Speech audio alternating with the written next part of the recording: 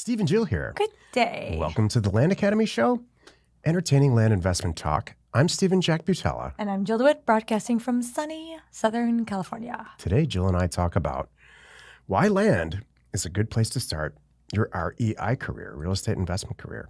It really is, when you think about it. Some people look at these transactions, I think, because some of them we self-close, and we'll talk about that in a minute, but it's so important to learn that process.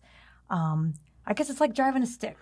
You need to learn how to do it one way because it'll really help you with all kinds of other things. We've all been exposed afar from real estate deals. Right. You watch your parents buy a house or something like that, some version of an example of a deal.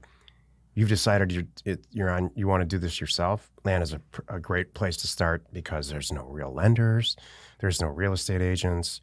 There doesn't have to be an escrow agent if you don't want there to be one. There's just you, the buyer, and the seller, in a Microsoft Word. Exactly. Before we get into it, though, let's take a question posted by one of our members in the landinvestors.com online community. It's free. Jeff, go ahead. And it's long. And it's good, though. It's good. Okay.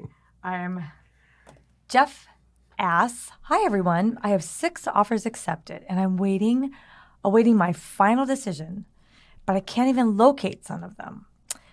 They are all in Presidio County, Texas.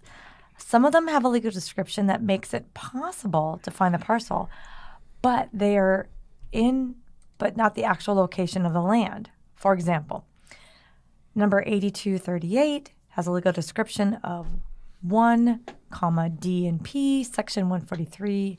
Yes, that description leads to a 640-acre parcel. However, this one is only 20 acres.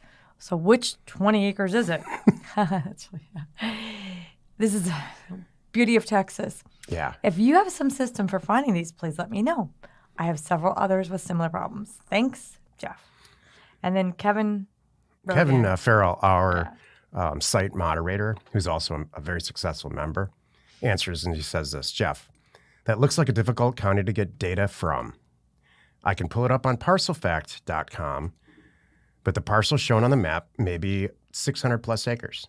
The county has a pretty good GIS system, but when I pull up that account and click on the map, it shows a different APN of that same 600 plus acres and no real explanation given about the 20-acre lot that lies within that parcel. Right. He goes on to say, next step, call the county and talk to the GIS department. Maybe they can explain. Crack the code, though, and you'll be able to do these deals. And another member, Matt Peterson, also clocked it and said, there will be a plat map for all of these properties, section by section by section. And then they kind of go on. So my point in including not only the original question and then a couple of answers from members in the site moderator is this. You can get just about anything answered in Land Investors. So I'm going to list right now for the listeners the very difficult places that it is to find land. All of West Texas, for whatever reason, in fact, Texas in general, is separated itself during railroad times from the rest of the country. Right.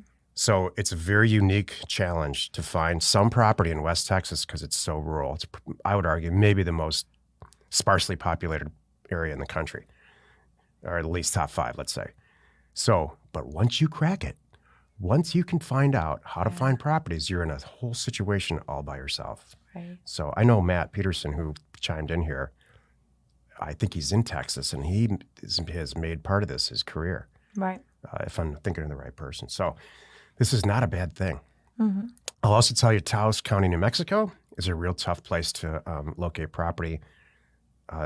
But those two, and there's some sparsely in southern North Dakota. The southern counties in North Dakota are tough to find, and there's a few places in Arkansas. But outside of that, I don't want people listening to this to say, "Oh man, it's hard to find property." It's not. Mm-hmm. It's just hard to do it in West Texas and southern North Dakota. Some of them are, and when Matt went on to say something true, which I have done before, I have asked the seller, what information do you have on this property? And it's really cool what they have sent back to me. I have had some people have owned property for 20 years, and they sent me the original plat, and they even sent me the some of the original marketing when they bought the property, some cool clippings out of the newspaper where they found the property. It's actually cool stuff. Like I was going to frame it and put it around the office. I don't remember that, but I haven't done it yet. But I have some neat stuff. So you'd be surprised when you ask these sellers too what they have, because you know what? Let's all remember they had to find it when they bought it. So what do they have in their hands to help you? And then the other thing is, we have talked about this on past shows, and I think in our program, there are other sites like earthpoint.us that's set up to help you back into finding Texas properties. I don't want to go into it here because this is not really the place for it, because I've got to show you it. But there's tools out there. There's been very, very few cases in my whole career where, in the end, if I was really motivated, I found a property. Right. Right. There's also been just a handful of cases where the county got it wrong. Yeah, that's true They too. they didn't, it's like, man, I can't see it. I don't get it. You know what? You don't want that property anyway. That's true. Just buy the next one. Yeah, and that's a good thing. Yeah. All right. Then it comes. Yeah. If am I gonna spend 8 hours trying to find this dumb thing at the end when I've got 6 other offers staring at me? Like, I might just move it to the bottom, and then you may come back around to it. You might not, because tomorrow there's a whole new set of sellers that come your way. You open the mailbox tomorrow, there's Exactly. going to be more deals in there. There's Voicemails. what Jill always says. There's always another real estate deal next week. And every time you think you have a home run, you're like, oh, that's never going to happen again. Guess what? So don't worry about it. Today's topic: why land is a great place to start your real estate investment career. This is the meat of the show. I got to ask. That was kind of a tough question leading in why this is a great place to start. Why did you pick that question, Stephen? Because this is a helpful show. Okay. You know why? I'll answer you, Jill. I'm really curious. That's an interesting question to put right before this topic. Jill and I are, so this is the Land Academy show. In early June, we are launching, June 7th to be specific, the House Academy show. We're going to talk all about Actually, June 12th. Okay, June 12th. I'll help you. June 12th, I mean. But thanks for playing. And eventually, shortly after that, we're going to launch the Steve and Jill show. Yeah. So this is a very, very, I'm progressively making the program. I'm sorry, the show? Yeah. Oh, sorry, I meant the program. Sorry. Oh, no, the show's launching on the 7th. Okay, there we go. I thought you meant the program. Okay, never mind. So, more and more and more, these shows are going to be actually how they're titled. This is very much about land. The next show, the House Academy show, very much about houses. Right. And then the Steve and Jill show, ultimately, about motivation and inspiration. Very much about none of the above. It's about information and inspiration, staying motivated, and stuff that has to go on that is at the nucleus of being an entrepreneur. That's not necessarily being, about the thing that you're doing to be an entrepreneur. You might be writing code. You might be own a convenience store chain. I don't know. A bakery, who cares? You got to get you got to get that part out of the way to get there. Exactly. So why did you include this question? I included it because it's very seriously specific about land. Okay. And this is the Land Academy show. Okay. Well, you know what? And it's long, and Jill doesn't like that. Let me read between the lines. Here's what she's asking me. Why is not the pick question an so easier long? question? Why, Why not pick an easier question to go with an easier topic? because it's important to find the property that. you're going to buy.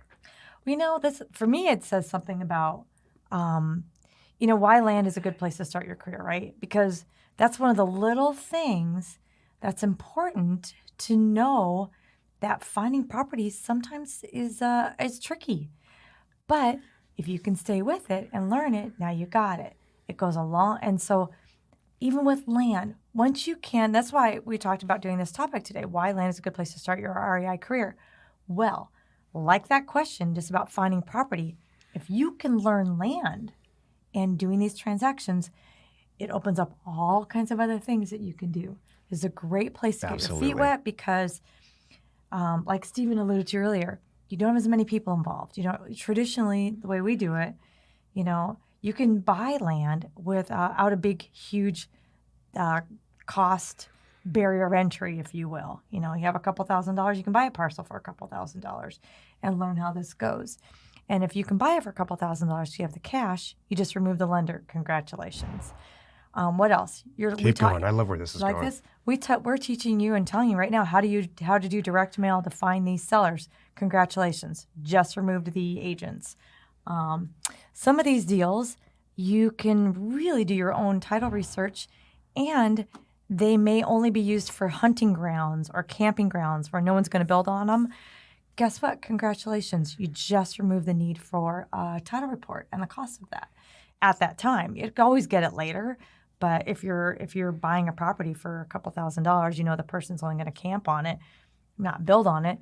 They may or may not care about title insurance, and you know how to do your own due diligence to make sure the chain of title is correct. What else am I missing? I started my career buying and selling long-term care facilities, and it takes a year to do a deal. It takes a year to buy and sell a nursing home, or just buy it, whichever one you're involved in. Right. So that really stayed with me and still with me to this day. It's the most difficult type of real estate transaction you can do. There's all kinds of approvals and stuff you have to get. Right. I went from that to really diving into this and saying, what's the easiest deal to do? And just kind of like dreaming it up. Well, what if I just went down to the county, pulled the tax records, see who owns all that property over there, because it doesn't look like they want to own it anymore. And then I contact them and I say, do you want to sell your property for a couple $1,000? And they say yes.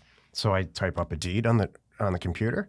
They sign it. Somebody else notarizes it. I walk down to the county, hand it to the county clerk. Boom, I own it. So it's can be so simple. And then we built this company. Jill and I built this tens of millions of dollars company around doing incredibly simple real estate deals like that. And it turns out, just like anything simple, there's a massive demand for it on both sides. Sellers love talking to the owner and not talking to real estate agents. Buyers, same thing. Buyers like to talk to like-kind people that, I'd love to buy 40 acres for $12,000 in northern Arizona or whatever it ends up being. Exactly. This is to answer the question at the title, this is the simplest form of real estate deal that you can dream up. And once you know what's involved, then you know what it should be going forward. I look at it like all the other transactions that I do. Anytime I have any issues like with a title company and they're not recording, I know what's involved to get it recorded. I know literally we could do it online right now today, everybody, or someone could be taking it down there right now. It doesn't have to be a big process. So it's like learning to drive a stick. Imagine if you didn't know how to, drive a stick, you only and you're thrown in that situation. I don't know if that's a good example, but you're like, who knows? I wasn't really following it. Yeah, right. It can make sense to somebody, Jill. Thanks you know a what? lot. It's as long as it makes sense to you. Thanks. Thank you. Hey, we know your time's valuable. Thanks for spending some of it with us today. Join us next time for the episode called What is Title Insurance? And we answer your questions posted on our online community, landinvestors.com. It is free. You are not alone in your real estate ambition. I love it. Hey, I have a good little announcement I'm going to get in here real quick. Yeah. Because it's Monday and it's the beginning of the month. This week, we have a monthly awesome newsletter that we put out, and it's all land-centric. So if you're not on our email list, get on the email list, and you will get the newsletter. It's free, and it's awesome. It's packed with all kinds of great information and great articles and great tips and great things to help you in your land career. So how do you get it? Go to landacademy.com and click on Get Our ebook. If you haven't already got our free ebook, get the free ebook, and then you're in the system. And wherever you're watching or wherever you're listening, by the way, please subscribe and rate us there. We are Steve and Jill. Information and inspiration to buy undervalued property.